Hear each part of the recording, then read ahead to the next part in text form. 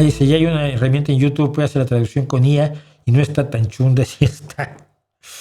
Pero bueno, a ver si la pruebo. Pero ahí está. Yo trabajo con traducciones, con traducción por IA. Trabajo con máquinas de traducción, con memorias de traducción desde hace 20 años. Y actualmente trabajo con la de Microsoft, con la de Google y con otra, que es de la propia plataforma que yo uso. Y no, siempre hay un punto donde y sobre todo cuando estás traduciendo algo médico, un y puede ser, aquí es donde se muere el paciente, o donde le metes el taladro en el nervio y lo vuelves loco. Entonces, no creo en esas traducciones.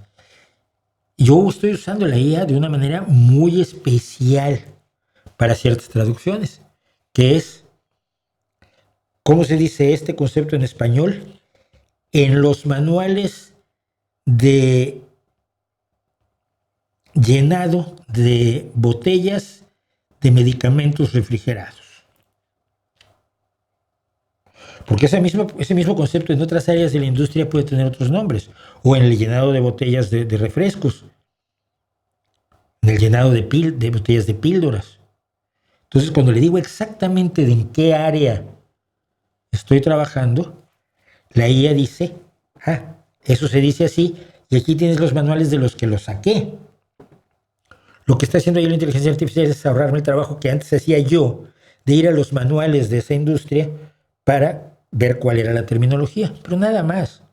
No está traduciendo por mí porque no puede.